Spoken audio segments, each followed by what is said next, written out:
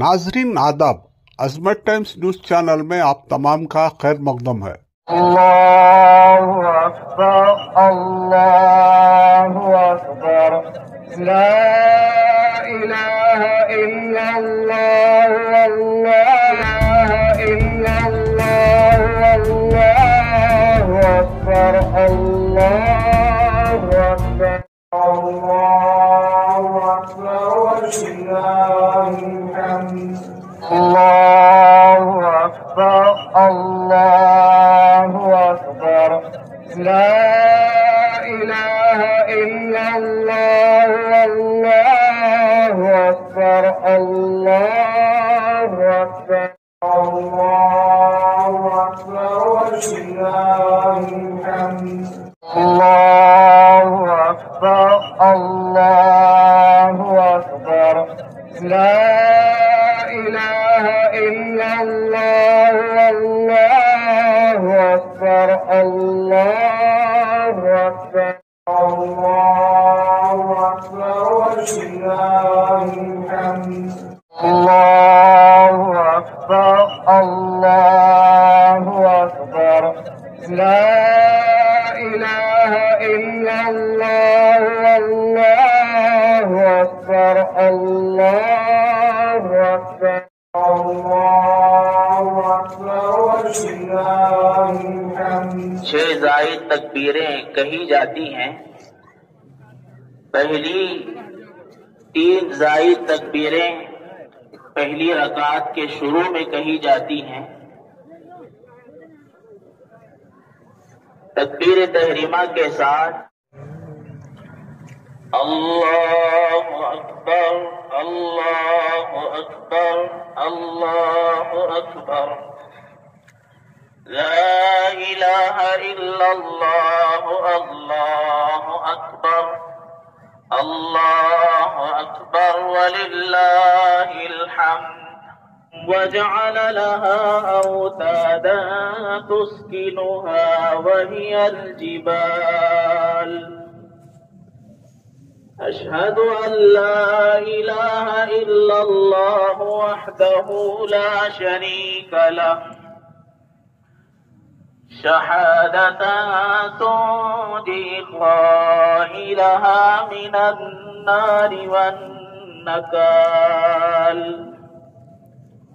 وأشهد أن سيدنا ومولانا محمدا عبده ورسوله سيد النساء والرجال صلى الله عليه وعلى آله وأصحابه صلاة دائمة بدوام الأيام والليال. أما بعد فأعوذ بالله من الشيطان الرجيم. إن الدين عند الله الإسلام ومن يبتغ غير الإسلام دينا فلن يقبل منه وهو في الآخرة من الخاسرين. اليوم أكملت لكم دينكم وأتممت عليكم نعمتي ورضيت لكم الإسلام دينا ولتكملوا العدة ولتكبروا الله على ما هداكم ولعلكم تشكرون.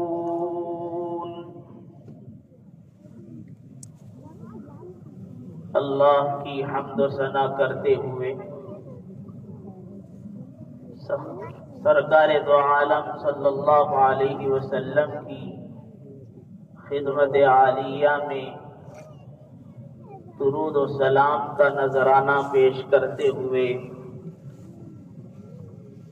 عید الفطر کے اس خطبے کا آغاز کیا جا رہا ہے۔ اللہ تبارک و تعالی کا بے حد فضل اور احسان ہے کہ اس نے ہمیں رمضان کی بابرکت ساعتوں کے بعد یہ مبارک اور پرمسرت دن عطا فرمایا۔ میں آپ سب کی خدمت میں، پوری ملت اسلامیہ کی خدمت میں، حضرت امیر شریعت قبلہ دامت برکاتہم کی جانب سے اور دارالعلوم سبیل الرشاد کے معقر اساتذہ اور اراکین شورا کی جانب سے عید الفطر کی پرخلوص مبارکبادی پیش کرتا ہوں۔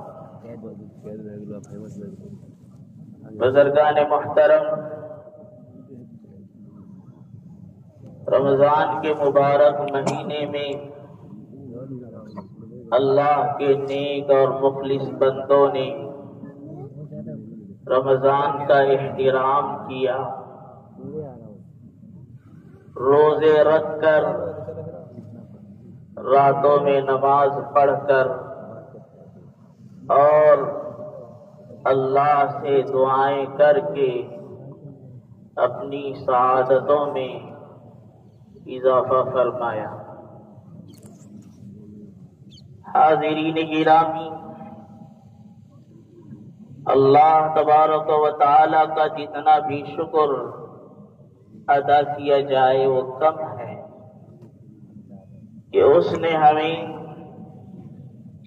رمضان کا ایک مقدس بابرکت مہینہ عطا فرمایا تھا، اور اس مہینے میں اس نے اپنے فضل خاص سے مختلف عبادتوں کی، ریاضتوں کی توفیق بخشی۔ انہی عبادتوں اور ریاضتوں، نمازوں اور روزوں کے بعد اسی نے ہمیں عید کا یہ مبارک اور مسرت کا یہ دن ہمیں نصیب فرمایا ہے۔ رسول اللہ صلی اللہ علیہ وسلم نے ارشاد فرمایا، للصائم فرحتان، فرحۃ عند الافطار وفرحۃ حین یلقى ربہ، او کما قال علیہ الصلاۃ والسلام۔ یعنی اللہ تبارک و تعالی نے روزے دار کے لیے دو خوشیاں رکھی ہیں۔ ایک خوشی افطار کے وقت، اور دوسری خوشی اس وقت حاصل ہوگی جب روزے دار کی محشر کے دن اللہ رب العزت سے ملاقات ہوگی۔ آخرت کی یہی خوشی جو رب تعالی کی ملاقات کے وقت بندے کو حاصل ہوگی، اصل خوشی ہے، حقیقی خوشی یہی ہے۔ اللہ تبارک و تعالی نے اس حقیقی اور اصلی خوشی کا ایک نمونہ دنیا میں بھی ہمیں عطا فرمایا، اور وہ خوشی ہے جو روزے دار کو افطار کے وقت حاصل ہوتی ہے۔ افطار کے وقت حاصل ہونے والی خوشی یعنی وہ خوشی جو ہر دن افطار کے وقت روزے دار محسوس کرتا ہے۔ یہ بات بالکل ظاہر ہے کہ روزے دار افطار کے وقت غروب شمس کے موقع پر کھانے اور پینے کی جو خوشی اور کھانے پینے کا جو لطف محسوس کرتا ہے، باقی دنوں میں وہ لطف کھانے کا، وہ مزہ کھانے اور پینے کا اس کو محسوس نہیں ہوتا ہے۔ افطار کے وقت حاصل ہونے والی خوشی ایک وہ ہے جو بندے کی اللہ رب العزت سے ملاقات کے وقت ہوگی۔ اللہ ہر بندے مسلم کو اس خوشی سے قیامت کے دن سرفراز فرمائے۔ بزرگان محترم،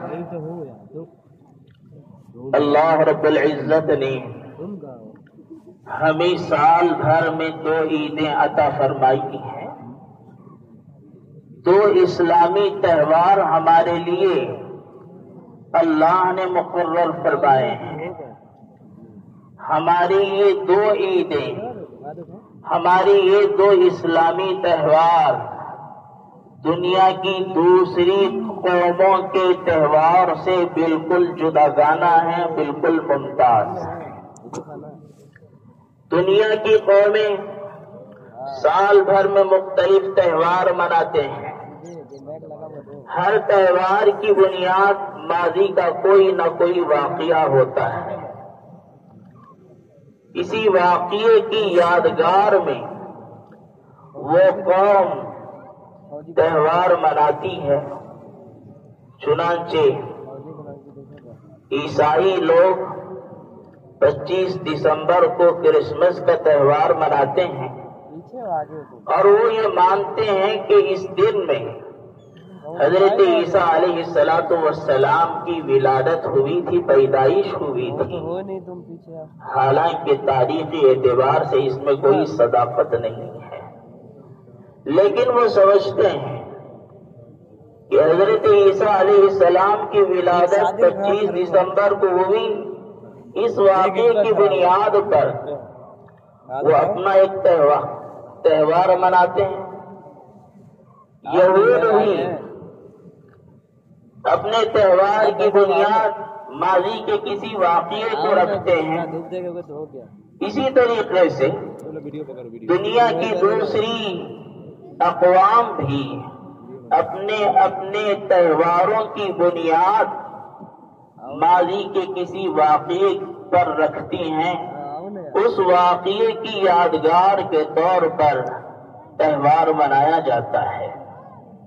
لیکن بزرگان محترم، ہمیں اہل اسلام کو اور ملت اسلامی گرامی کے ذریعے جو ہدایت آپ نے حجۃ الوداع کے موقع پر امت کو دی تھی، اور آپ نے خطبہ ارشاد فرمایا تھا مینا کی وادی میں، جس کو خطبہ حجۃ الوداع کہتے ہیں، جو مفصل حدیث کی کتابوں میں موجود ہے۔ یہ موقع نہیں ہے کہ سارا خطبہ آپ کے سامنے پڑھ کر سنایا جائے۔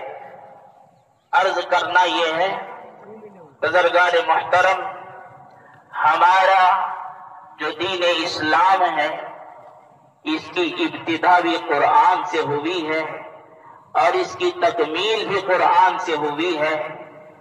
اور رسول اکرم صلی اللہ علیہ وسلم نے اپنی ہدایت کے ذریعے امت کو اسی قرآن کی جانب اور اپنی سنت کی جانب متوجہ کر کے یہ بتایا کہ امت جب تک ان دونوں چیزوں کو مضبوطی سے تھامی رہے گی، وہ گمراہی کا شکار نہیں ہوگی، راہ راست پر، راہ حق پر گامزن رہے گی۔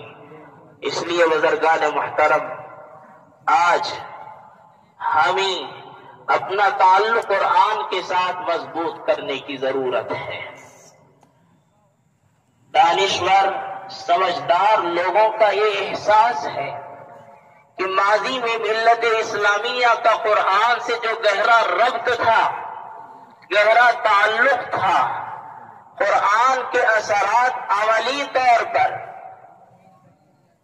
امت کی زندگیوں میں جو نظر آتے تھے آئے ہوئے ہیں۔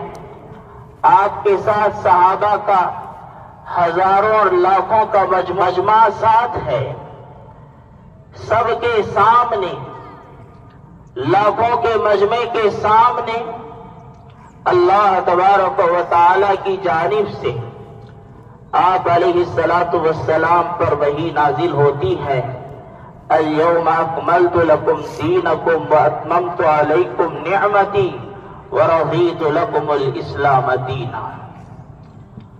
آج کے دن میں نے تمہارے لیے تمہارے دین کو کامل و مکمل بنا دیا، اور زندگی کے دستور کے طور پر اور قانون زندگی کے طور پر دین اسلام کو میں نے پسند کیا، اور میں نے تم پر اپنی نعمت پوری کر دی، تمام کر دی۔ دین کے اتمام کا، دین کی تکمیل کا یہ مژدہ اور یہ خوشخبری رسول اکرم صلی اللہ تعالی علیہ وسلم کو اس موقع پر دی گئی جب آپ علیہ الصلاۃ والسلام حجۃ الوداع کے موقع پر وقوف عرفہ فرما رہے تھے۔ بزرگان محترم، معلوم ہوا ہمارا یہ دین اسلام شروع ہوتا ہے قرآن کریم کی آیتوں سے، اور ہمارے دین اسلام کی تکمیل ہوتی ہے قرآن کریم کی آیتوں سے۔ تو قرآن کریم ہمارے دین کی ابتدا بھی ہے اور ہمارے دین کی تکمیل ہے۔ دین اسلام کے لیے قرآن کریم اصل الاصول ہے۔ اسی بنا پر حجۃ الوداع کے موقع پر حضرت صلی اللہ تعالی علیہ وسلم نے قیامت تک آنے والے ملت کے لیے مختلف ہدایتیں جو ارشاد فرمائی تھیں، ان ہدایتوں میں ایک ہدایت آپ علیہ الصلاۃ والسلام نے یہ بھی ارشاد فرمائی، ترکت فیکم امرین لن تضلوا ما تمسکتم بہما کتاب اللہ و سنت رسولہ، کہ اب میں دو چیزیں تمہارے درمیان چھوڑے جا رہا ہوں، جب تک تم ان دونوں چیزوں کو مضبوطی سے تھامے رہو گے گمراہی میں نہیں پڑو گے۔ آپ علیہ الصلاۃ والسلام نے اپنی اس ہدایت کے ذریعے سے امت کو اور اپنے ماننے والے انسانوں کو قرآن کی طرف متوجہ فرمایا کہ قرآن ہی تمہاری ہدایت کا ضامن ہے، اور قرآن کی جو تشریح اور تفسیر اور جو توضیح رسول اکرم صلی اللہ علیہ وسلم نے حدیثوں کے ذریعے بیان فرمائی، آپ کی حدیثیں بھی دراصل وہی ہی ہیں۔ اسی لیے اللہ نے فرمایا وَمَا يَنْطِقُ عَنِ الْهَوَىٰ إِنْ هُوَ إِلَّا وَحْيٌ يُوحَىٰ، ہمارے یہ پیغمبر اپنی طرف سے کوئی بات نہیں فرماتے ہیں، وہ جو کچھ کہتے ہیں وہ وہی ہوتی ہے۔ تو آپ کی حدیث اور آپ کی سنت دراصل قرآن ہی ہے، وہ بھی وہی ہی ہے۔ تو اللہ کے نبی علیہ الصلاۃ والسلام نے اپنی اس ہدایت کے ذریعے جو ہدایت آپ نے حجۃ الوداع کے موقع پر امت کو دی تھی، اور آپ نے خطبہ ارشاد فرمایا تھا مینا کی وادی میں، جس کو خطبہ حجۃ الوداع کہتے ہیں، جو مفصل حدیث کی کتابوں میں موجود ہے۔ یہ موقع نہیں ہے کہ سارا خطبہ آپ کے سامنے پڑھ کر سنایا جائے۔ عرض کرنا یہ ہے بزرگان محترم، ہمارا جو دین اسلام ہے اس کی ابتدا بھی قرآن سے ہوئی ہے، اور اس کی تکمیل بھی قرآن سے ہوئی ہے، اور رسول اکرم صلی اللہ علیہ وسلم نے اپنی ہدایت کے ذریعے امت کو اسی قرآن کی جانب اور اپنی سنت کی جانب متوجہ کر کے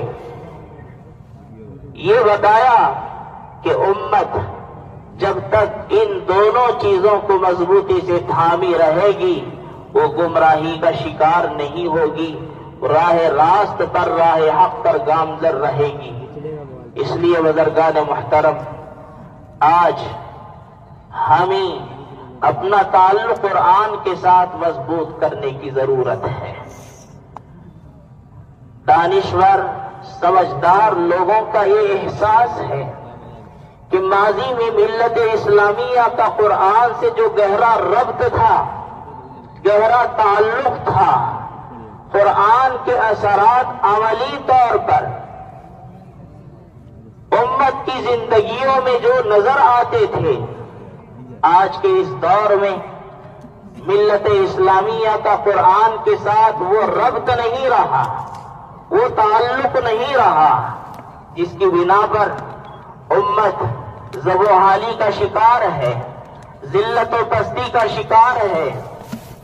اسی کو علامہ اقبال نے یوں فرمایا، وہ زمانے میں معزز تھے صاحب قرآن ہو کر، وہ زمانے میں معزز تھے صاحب قرآن ہو کر، اور تم خوار ہوئے تارک قرآن ہو کر۔ ملت نے جب سے قرآن کے ساتھ اپنا تعلق کو کمزور کر دیا اور قرآن کے ساتھ اس کا گہرا رشتہ نہیں رہا، جس کی بنا پر ہر طرح کی گمراہی امت کے اندر پھیلنے لگی، اعتقادی گمراہی، عملی گمراہی، نظریے کی گمراہی، یہ دراصل قرآن کے ساتھ گہرا رشتہ نہ ہونے کا اثر ہے۔ بزرگان محترم، راہ حق پر گامزن رہنا ہے، دین اسلام پر مضبوطی سے قائم رہنا ہے، تو ہمیں اور آپ کو قرآن کے ساتھ اپنا تعلق مضبوط کرنا ہے۔ اللہ تبارک و تعالی ہمارا قرآن کے ساتھ تعلق کو مضبوط فرمائے اور قرآن سے گہرا رشتہ نصیب فرمائے، اور قرآنی تعلیمات و ہدایات کو اپنی زندگیوں میں عملی طور پر لانے اور اجاگر کرنے کی ہم سب کو قوت و توفیق عطا فرمائے۔ آمین۔ بارک اللہ لنا ولکم فی القرآن العظیم ونفعنا وإياكم بالآيات والذكر الحكيم إنه تعالى جواد كريم ملك قديم بر رؤوف رحيم ورب حليم۔